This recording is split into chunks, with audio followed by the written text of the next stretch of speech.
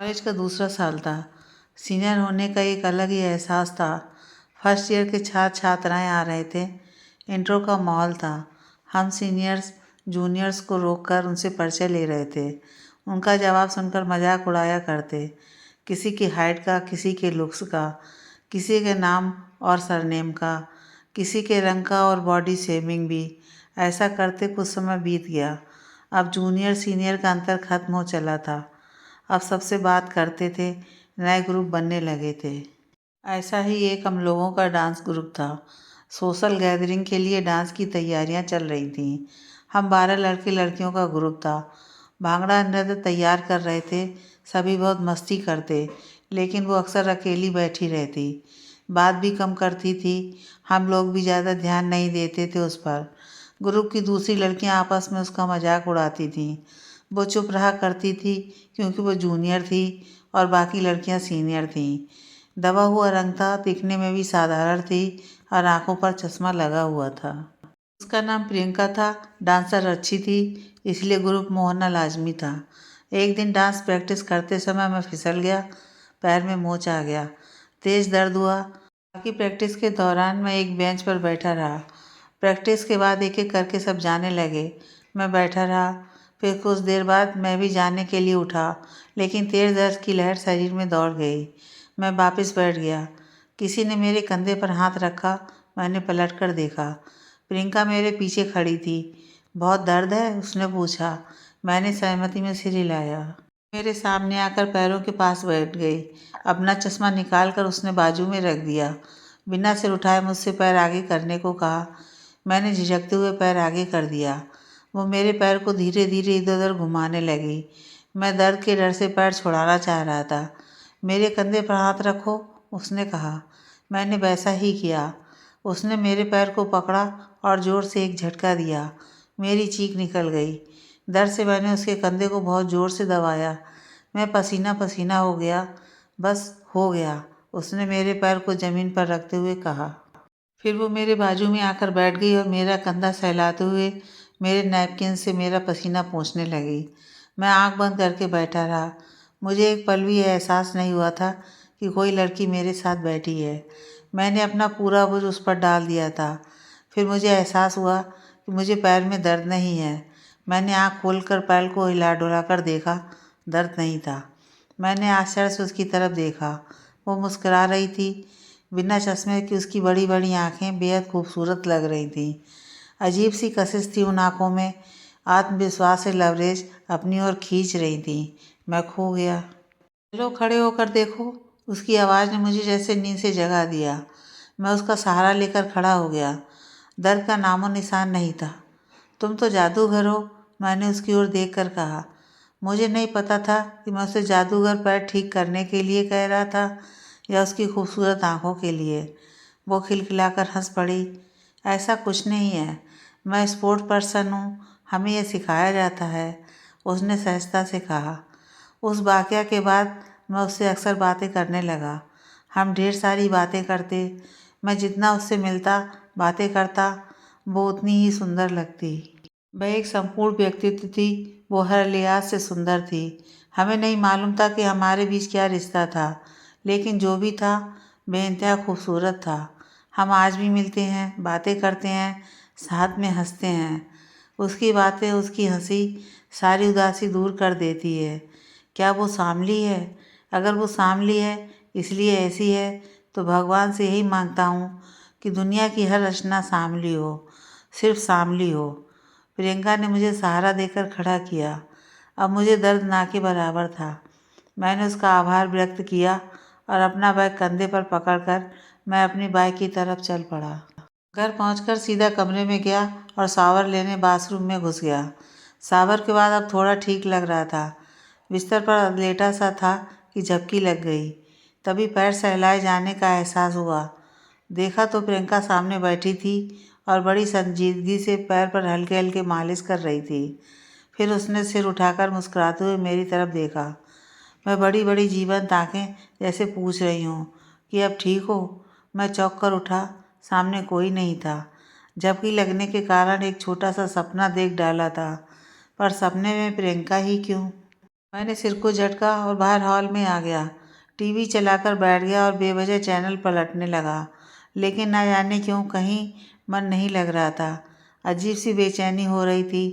रात हो रही थी, डिनर करके सो गया। अगले दिन सुबह जल्दी नींद खुल गई। मौसम सुहावना हो चला था, या आज मुझे ही कुछ ज़्यादा सुहावना लग रहा था। आज मुझे कॉलेज जाने की बड़ी जल्दी हो रही थी, जबकि रोज़ मैं कॉलेज जाना जितना हो सके टालने की कोशिश करता था।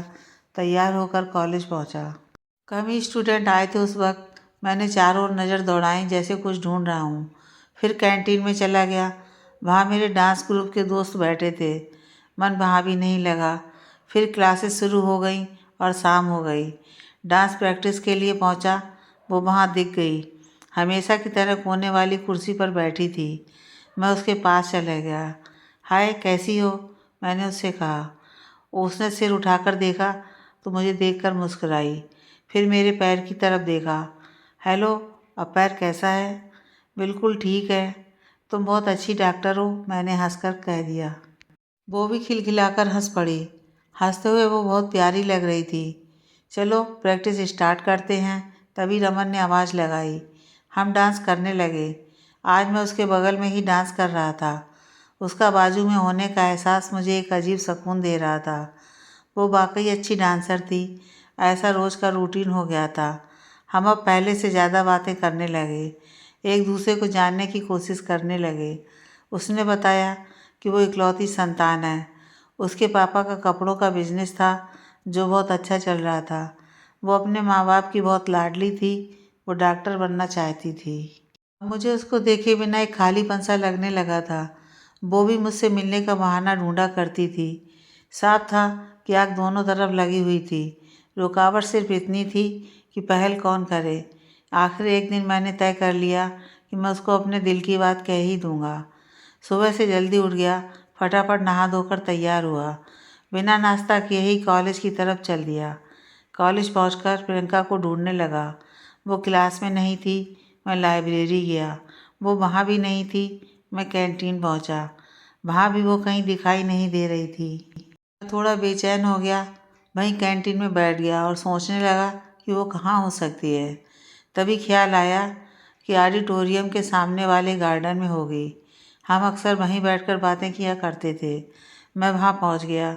चारों ओर नज़र दौड़ाई, वो कहीं नहीं दिखी। अब मेरा दिल बैठने लगा था। ढेर सारे नकारात्मक ख्याल दिमाग में आने लगे थे। कहीं वो बीमार तो नहीं, कहीं वो बाहर तो नहीं गई, कहीं इसने कॉलेज तो नहीं छोड़ दिया। इस आखिरी ख्याल ने तो मेरा दिल ही बैठा दिया। मैं निराश होकर वहीं एक बेंच पर बैठ गया। कहाँ होगी वो? कहीं नहीं दिख रही थी। तो वो कहाँ थी? भारी मन से मैं डांस प्रैक्टिस वाले हॉल की तरफ चल पड़ा, क्योंकि वहाँ मुझे एकांत मिल सकता था और मैं कुछ देर एकांत में रहना चाहता था। उस हॉल में पहुंचकर मैं एक बेंच पर बैठ गया। आज मेरा सोचा हुआ नहीं हो पाया। यह बात मुझे बहुत तकलीफ़ दे रही थी। गुस्सा भी बहुत आ रहा था। मैं दोनों हाथों से सिर पकड़कर बैठा रहा। तभी किसी ने मेरे कंधे पर हाथ रखा। मैंने सिर उठाकर देखा तो वह प्रियंका थी। आश्चर्य और खुशी की मिश्रित भावनाएं दौड़ गईं मेरे अंदर एक साथ।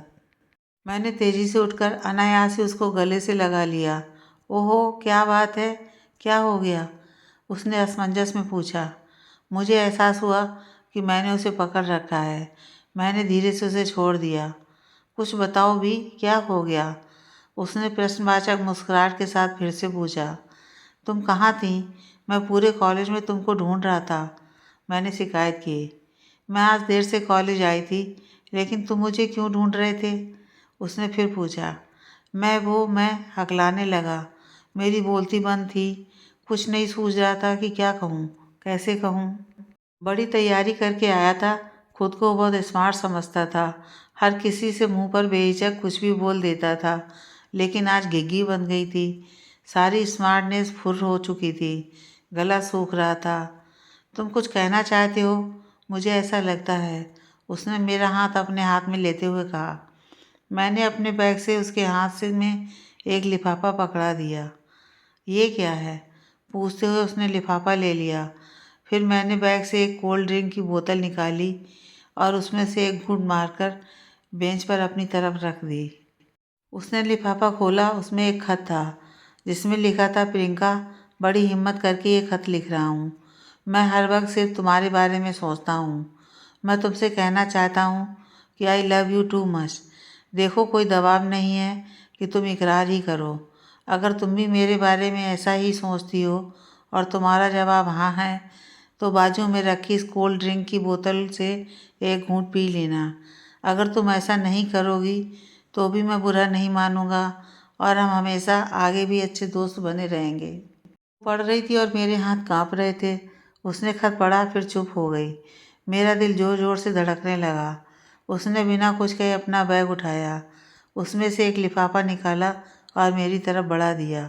मैंने कांपते हाथों से वो लिफाफा ले लिया। खोल कर देखा तो उसमें एक ग्रीटिंग कार्ड था जिस पर लिखा था, Ravi, believe me, my Valentine forever, happy Valentine day.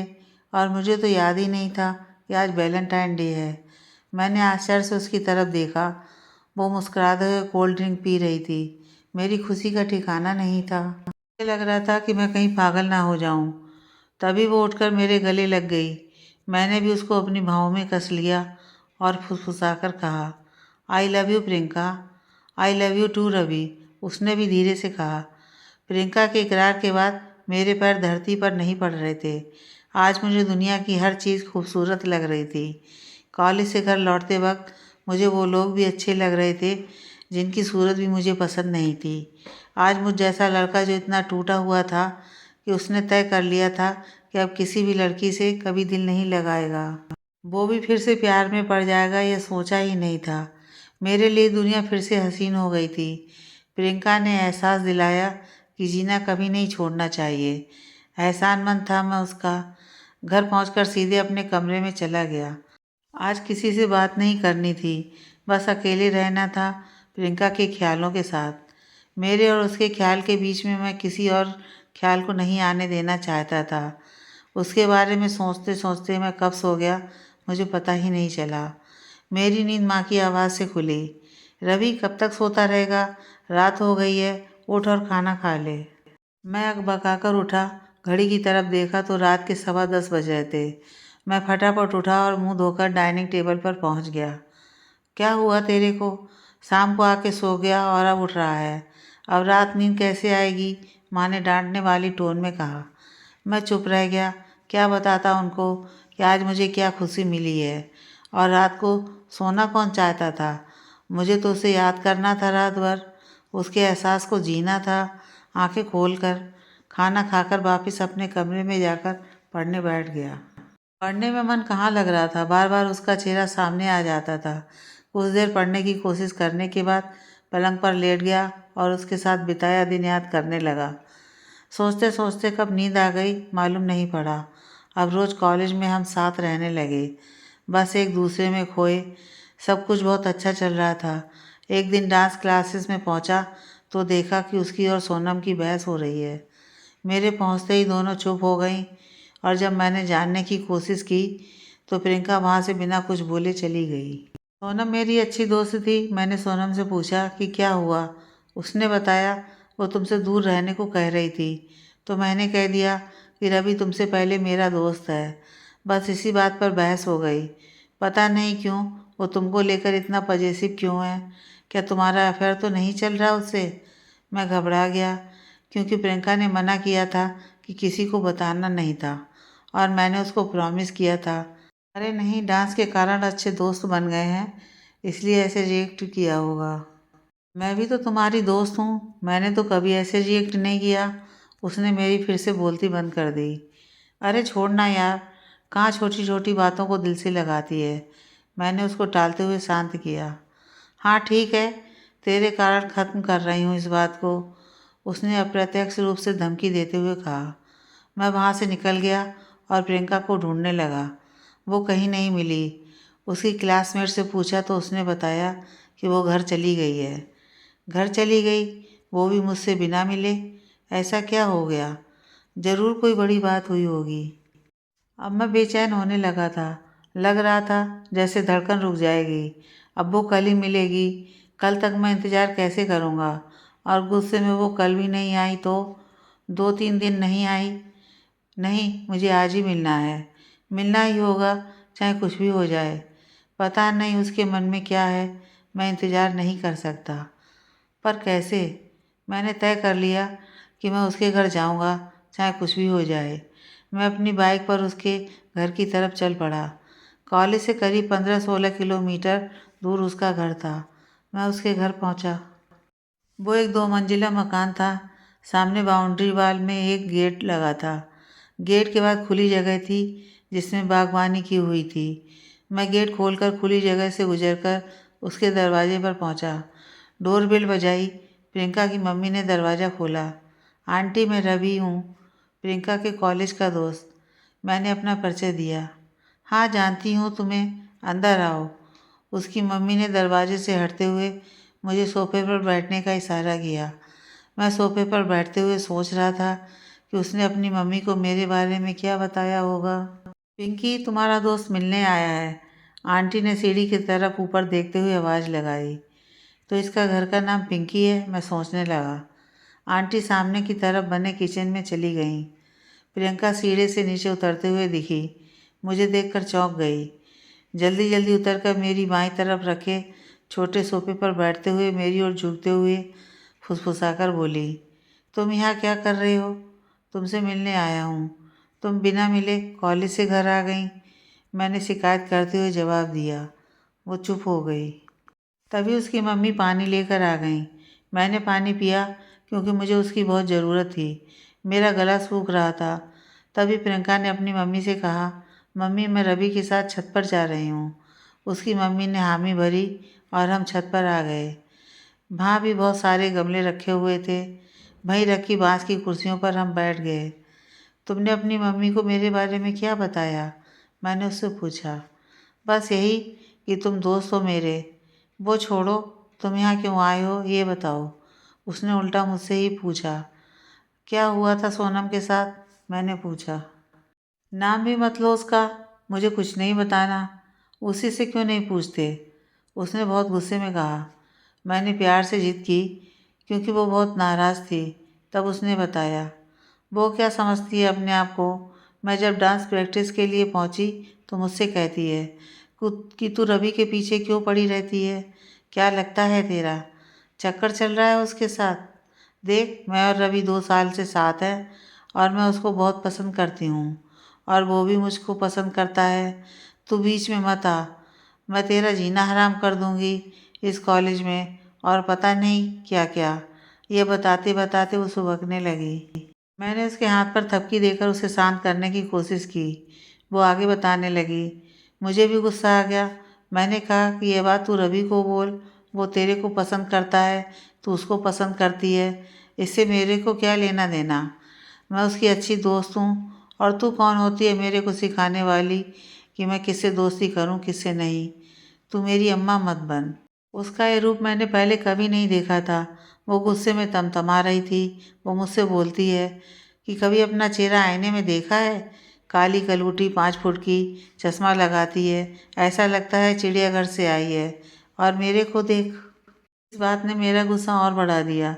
मैंने कहा कि मैं जैसी भी हूँ बहुत अच्छी हूँ, तेरे जैसा घमंड नहीं है मुझ में। बस उसी वक्त तुम आ गए और फिर मैं यहाँ चली आई। तुम्हारे सामने कोई सीन क्रिएट नहीं करना चाहती थी जिससे पूरे कॉलेज को पता चल जाए। तुम सोचते हो कि मैंने किसी को भी अपने बारे में बताने के लिए क्यों मना किया? मेरे पापा को कैंसर है। मैं उनको बहुत प्यार करती हूँ और मैं उनकी जान हूँ।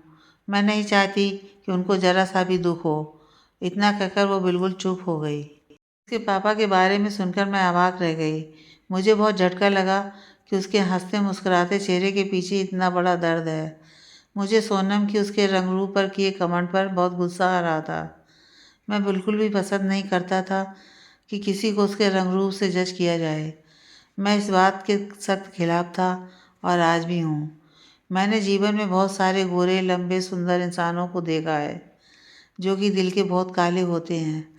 मेरे नज़रिए में अच्छा इंसान होने का मापदंड गोरा सुंदर स्मार्ट होना बिल्कुल भी नहीं है।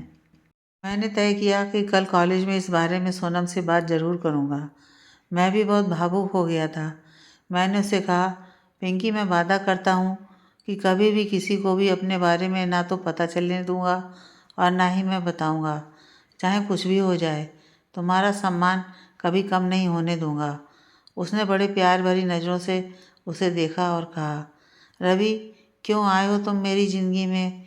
और आए भी तो क्यों नहीं रोक पाई मैं अपने आप को, जबकि मैं जानती हूँ कि हम कभी भी हमेशा के लिए एक नहीं हो सकते। पापा का सपना है मेरी शादी हो, और वो इंटरकास्ट शादी के लिए कभी तैयार नहीं होंगे। मुझे हर हाल में डॉक्टर बनना है। यह मेरे पापा का सपना है कि मुझे डॉक्टर बनते देखें। मैं भी डॉक्टर बनकर अपने पापा और उनके जैसे इस बीमारी से पीड़ित लोगों का इलाज कर सकूं। मेरी मम्मी मुझ पर बहुत ज़्यादा भरोसा करती हैं और उनको तुम्हारे बारे में मालूम है कि तुम मेरे बहुत अच्छे दोस्त हो और हर वक्त मेरा साथ देते हो, मेरा ख्याल रखते हो। इस बात से वे बहुत आश्वस्त हैं कि तुम हो तो उनकी बेटी पूरी तरह से सुरक्षित है। इसीलिए उन्होंने कुछ नहीं पूछा जब तुम आए और मुझे तुम्हारे साथ यहाँ छत पर आने दिया। मैं निःशब्द था कि कितनी सुलझी हुई फैमिली है और सब एक दूसरे को बहुत प्यार करते हैं। मैंने उससे कहा, तुम आज से मुझे अपनी फैमिली का हिस्सा मानो। ना तो तुम्हारा भरोसा कभी तोड़ूंगा और ना ही तुम्हारे मम्मी पापा का भरोसा टूटने दूंगा। तुमसे कभी भी कोई ऐसी बात करने को नहीं कहूँगा जिससे तुम्हारे आत्मसम्मान को ठेस पहुँचे या तुम्हारे पेरेंट्स का भरोसा टूटे। मैंने तुमसे प्यार किया है, तुम्हारे रंग रूप से नहीं। मेरे लिए तुम्हारा प्यार इम्पॉर्टेंट है, तुम्हारा हमेशा के लिए मेरा हो जाना नहीं। और हाँ, तुम डॉक्टर ज़रूर बनोगी। वो मेरे गले लग गई और रोने लगी। मैंने बामुश्किल उसे चुप कराया, उसका माथा चूमा और फिर हम नीचे आ गए। नीचे आकर मैंने आंटी से विदा ली। उन्होंने मेरे बाहर निकलते वक्त बस इतना कहा, बेटा मेरी पिंकी का ख्याल रखना। हाँ आंटी, आप बिल्कुल निश्चिंत रहिए। मैंने उनको आश्वस्त किया और घर के लिए निकल पड़ा। रास्ते में दिन भर का घटनाक्रम मेरे दिमाग में चल रहा था। दूसरे दिन मैं कॉलेज पहुंचा और सोनम को ढूंढा। वो गार्डन में बेंच पर बैठी थी। मैं उसके बाजू में बैठ गया। उसने मेरी तरफ देखा तो मैंने उससे कहा, मैंने कभी नहीं सोचा था कि तुम्हारी सोच इतनी गिरी हुई है। तुमको अपनी सुंदरता पर इतना घमंड आ गया कि अब तुम दूसरों को अपमानित करने लगी हो। घमंड किसी का नहीं रहता। मेरी नज़र में सुंदरता शरीर की नहीं, इंसान के व्यक्तित्व की है। और तुमने कल जो हरकत की है उसके हिसाब से प्रियंका तुमसे लाख गुनी खूबसूरत है। वो मेरी बहुत अच्छी दोस्त है और ज़िंदगी भर मेरी दोस्त रहेगी। मैंने तुमको हमेशा अपना दोस्त समझा। याद करके बताओ, मैंने कभी तुमको ये कहा कि मैं तुमसे प्यार करता हूँ? कभी कोई ऐसी हरकत की जिससे तुम्हें ऐसा एहसास हो? नहीं ना। फिर तुम मुझ पर कैसे हक जता सकती हो? किसी की मेरे साथ दोस्ती को गलत नाम कैसे दे सकती हो? तुमने बहुत गलत किया सोनम, और मैं तुम जैसे इंसानों से दोस्ती नहीं रख सकता। मेरी तुम्हारी दोस्ती इसी वक्त से ख़त्म। इतना बोलकर मैं उठकर जाने लगा। सोनम ने मेरा हाथ पकड़कर बैठाया। उसकी आंखों में पछतावे के आंसू साफ दिख रहे थे। मुझे माफ़ कर दो रवि, मैं पजेसिव हो गई थी तुम्हारे लिए और हर वक्त उसको तुम्हारे साथ देखती थी, इसलिए आवेश में आकर वो सब कह गई। पर मेरा इंटेंशन ऐसा बिल्कुल भी नहीं था। बस गुस्सा बढ़ता गया और बोलती गई। तुम तो जानते हो मैं ऐसी ही हूँ कि गुस्सा आने पर बोलने का होश नहीं रहता कि क्या बोल रही हूँ। मैं प्रियंका से माफ़ी मांग लूँगी। तुमसे वादा करती हूँ कि फिर कभी ऐसा नहीं होगा। मैं तुम जैसा अच्छा दोस्त नहीं खो सकती। मुझे माफ़ कर दो। दोस्ती मत तोड़ो प्लीज़, उसने मुझसे कहा। मैं जानता था कि वो ऐसी ही है, अपने गुस्से पर काबू नहीं रख पाती। अगर प्रियंका ने तुम्हें माफ़ कर दिया तो मैं भी सब भूल जाऊंगा और हम दोस्त रहेंगे। ये कहते हुए मैंने उससे हाथ छुड़ाया और वहाँ से निकल गया। दोपहर को प्रियंका मुझे ढूंढती हुई आई। वो नॉर्मल दिख रही थी। उसने मुझे एक तरफ ले जाकर कहा, रवि, सोनम आई थी, उसने मुझसे माफ़ी मांगी। वो बहुत रो रही थी। उसने बताया कि तुमने उससे दोस्ती तोड़ दी है। अच्छे दोस्त बहुत मुश्किल से मिलते हैं रवि। उसको पछतावा है और मैंने भी उसे माफ़ कर दिया है। तुम भी उसे माफ़ कर दो। सब भूल जाओ, मेरी खातिर उसे माफ़ कर दो प्लीज़। मैं सोच रहा था कि कितना बड़ा दिल है प्रियंका का। इतनी बड़ी बड़ी बातें बोलने वाली सोनम को उसने इतनी जल्दी माफ़ कर दिया। ऊपर से मुझको भी उसके लिए समझा रही है। उसका दिल किसी भी साफ रंग के इंसान से ज़्यादा साफ है। क्या वो वाकई सांवली है? नहीं, बिल्कुल नहीं। उससे गोरा कोई हो ही नहीं सकता। सोनम तो बिल्कुल भी नहीं। वो सांवली हो ही नहीं सकती। वो दुनिया की सबसे खूबसूरत लड़की है। मैंने उसको हामी भरी कि मैं सोनम से दोस्ती नहीं तोड़ूंगा। इसी तरह वक्त गुजरता गया। हम एक दूसरे के करीब आते गए। हमें अपने रिश्ते पर गर्व था कि इतना करीब होने के बावजूद हमने कुछ ऐसा नहीं किया जो हमें नहीं करना चाहिए था। परीक्षाएं शुरू हुईं और ख़त्म भी हो गईं। कॉलेज जाना बंद हो गया, पर हमारा मिलना नहीं। मैं उसके घर चला जाता था। हम खूब बातें करते थे। उसने मेडिकल एंट्रेंस एग्ज़ाम दिया और अच्छे रैंक से पास भी हो गई। अब वो डॉक्टर बनने वाली थी। उसके मम्मी पापा तो खुश थे ही कि उनका सपना पूरा हो गया था, पर सबसे ज़्यादा खुश मैं था। जिस दिन उसका मेडिकल एंट्रेंस का रिजल्ट आया, मैं उसके घर पर ही था। वो खुशी के मारे अपनी मम्मी के सामने ही मुझसे लिपट गई थी। मैंने भी इंजीनियरिंग में एडमिशन ले लिया था। हमारा कॉलेज की पढ़ाई में व्यस्तता के कारण मिलना काफ़ी कम हो गया था, पर जब भी वक्त मिलता था मिल लेते थे। वो डॉक्टर बन गई थी और मेडिकल कॉलेज में जॉब के साथ साथ प्राइवेट प्रैक्टिस भी करने लगी। मैं भी इंजीनियरिंग करके कॉन्ट्रैक्टर बन गया। उसकी अपने पापा की पसंद से एक डॉक्टर से शादी हो गई।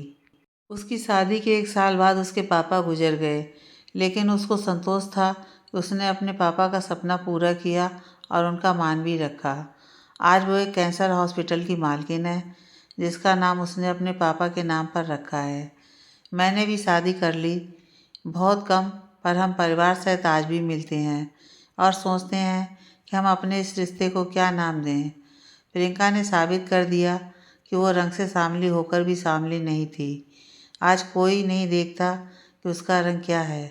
उसकी काबिलियत, उसके स्वभाव, उसकी मदद करने वाले दिल को देखते हैं और उससे मिलना चाहते हैं।